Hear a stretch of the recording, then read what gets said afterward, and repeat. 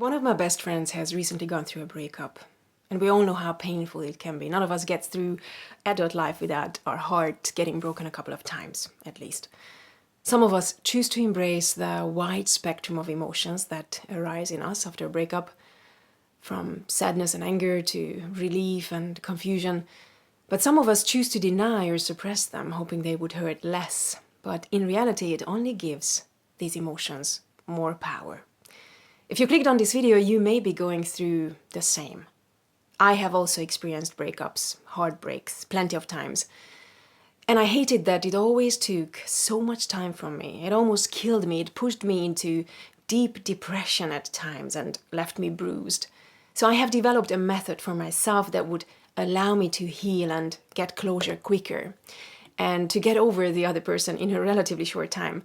And when I say short, I mean 2 days or maximum a week. In this video, I want to bring you the same advice and method that I gave to my friend the other day, hoping it will heal more broken hearts out there. Please share it with those going through the same. So why is moving on and healing and getting over the other person in a short time is important? Well, because it's not serving you to stay in pain. Because if you hold on to negative emotions, pain, resentment, you are creating energy blockages in and around you in the energy field. And if you do that long enough, it can affect your mental and physical health. Plus, it can prevent new possibilities for beautiful new beginnings to emerge in your love life. I'm not saying love cannot find you, but the kind of love you want is not going to be drawn to you in times of negative emotions. Abraham Hicks also warns us about being mindful of what our emotions are, how we are feeling when a certain individual comes to our life. Were we our best and happy and loving self, or were we stuck in negative emotions, hurt, hate, resentment when we attracted a specific partner? Like attracts like. The quality of your relationship with your partner can greatly depend on the emotional state that you were in when you two met. Do you want someone who resonates with high vibrational emotions or with lower vibrational states? Now, something to think about. And Dr. Joe Dispenza also says that when we experience emotions, especially intense ones, they trigger a cascade of physiological changes in our bodies. And these changes are part of the brain's natural response to stimuli. But when an emotion is held onto for a long time, it can start to become a part of our identity, influencing our thoughts, actions, and overall health. Dispenza has this famous quote, "Your personality creates your personal reality." And if you think about it, our repeated thoughts and feelings can solidify into traits and behaviors that define who we are. Are you just sad today because of what happened? Or have you been sad for the past 6 months or maybe even years? Do you allow yourself to get stuck in emotions from the past? If you do, these emotions become more than just temporary feelings or emotions. They define your whole personality, and that influences how you perceive and interact with the world around you, how and what decisions you make, and so on. So at the end, completely influencing what personal reality you create for yourself. Every time we have a thought, it produces a chemical that makes us feel exactly the way we were just thinking. And when we continually think the same thought, which evoke the same feelings, we keep firing and wiring the same neural patterns in our brain. And over time, these patterns become more established. And if you keep reliving the same negative emotions, you get sort of addicted to them. You condition your body to become dependent on the chemicals produced by those emotions. And you would make choices in your life that would lead to cultivating or experiencing the same emotions over and over again. But if you are here, there is hope. Let me help you break this cycle today. So this is what I do every time after a breakup, regardless of who initiated it or what happened. I just allow myself to feel whatever emotions come up. I give myself a deadline, like 2-3 days, to just feel intensely, cry if I must. I always cry. And at this stage, I even allow myself to talk negatively about the other person, giving space for my anger to fully emerge too. And at this state, my heart is automatically, energetically blocked. My walls are up, which doesn't allow me to feel love. I'm just shocked and hurt and mad and angry, to which my heart shuts down as a self-protective mechanism. And this is normal. And as I said, I give myself a couple of days to go through this. And I find that it's impossible to skip this part. I can suppress it, but eventually it may arise. So why not just get it over with? Then when I had enough of crying, or when I have enough of crying and hurting and being mad, I just get into my sacred little space. Crying is also cleansing, therefore healing. But when I say my sacred little space, you don't have to think of a Zen Buddhist monastery kind of space. In fact, it may not even look anything special or even spiritual for others. For me, it's just a space in my living room that has a good energy. And for some reason, I feel drawn to do my meditations there. But this sacred little space doesn't even have to be an external, material, physical space. It can just be within you. I happen to have a spot in my living room where I like to sit on the carpet, facing the window, overlooking the forest, and just go deep within. Sometimes deers come by my window, which I find truly magical. That's another thing that makes me cry. I am a crier. And in this practice, my goal is to get closure, to release not just my pain, but the attachment to the other person. Because as long as I am thinking of them, and even as long as they are thinking of me, which I cannot control, but I can sense it energetically, they can have power over me. And it can affect my whole vibration in a negative way.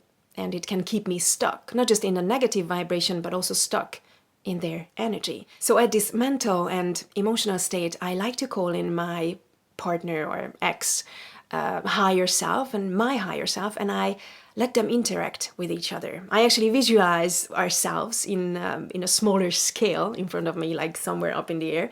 And even though I know we are energetic beings, visualizing us in our physical forms help me achieve what I want. But you do it your own way, however it feels easier for you. So I picture our higher selves, higher and wiser selves, next to each other. And I never really see them hating or blaming or arguing, because their interaction is always loving and kind. I don't even have to force this. This is how it comes to me. I believe I can tap into something greater. We all can. You may need to practice it at first, I don't know, but it will come to you. Anyways, so I see us being loving and kind to each other, and that can remind me of our authentic self. I believe those of us who are destined to meet and be part of each other's lives for a short or long time have nothing but love for each other on a higher plane.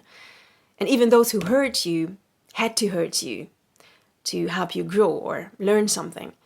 You may have asked them yourself before coming here to actually cause you a great deal of pain. And they agreed to do that out of love for you. And you asked them because your connection was meaningful and strong enough. Or maybe their soul have recognized that they had to let you go because they were holding you back from growth or anything in your life. And they may subconsciously sabotage the relationship by creating drama and a reason to break up, just to set you free. I can come up with many concepts that I can believe to be true. Looking at it this way also takes away the anger and resentment part. Now, it's important to create a separation in your feelings towards them as a human being and them as a spiritual being. The spiritual being, the energetic essence of them, their soul, is nothing but love. They would never hurt you. It's our human self that has these limitations of getting hurt, causing pain. We get hurt by what another person said or did, and sometimes we even project our fears and feelings and thoughts and traumas into what other people say or do, just so we can cause ourselves pain. And you carry these painful memories with you, and they create these pathways in your brain, and then the next time something triggers the same emotion in you, your human self reacts in a non-loving way and hurts others when feeling hurt. It's important that you separate the human from the spiritual entity. And once you see their spiritual loving entity as the true essence of them, and you see their human form as the hurt child, you can forgive more easily. Take some time to truly forgive them for everything they have done or said. Know that their soul never had the intention to hurt you. We are all inherently good, and our human experience and other humans' experiences fuck us up. We are all messed up, hurt people hurting each other, intentionally or even unintentionally. Just forgive them. Holding grudges is like drinking poison and hoping the other one is going to die. You're only killing yourself with allowing negative emotions to be stored in you. Let them all go. Breathe in love and light and breathe out anger and pain and resentment. You can actually visualize this. It makes it more powerful. So breathe in love and breathe out all the anger. Do this until you feel lighter. Then think of all the things you love about them, all the things you can be grateful to them for the time they gave you. Don't allow anger or sarcasm sneak in. Stay pure and loving. It's difficult at first, but the more you try, the easier it gets, and the more things will come up in you that you can love and appreciate in them. And while you are doing this, feel free to touch your heart area too, because where your attention goes is where your energy flows. And slowly but surely, you will feel your heart getting filled with love.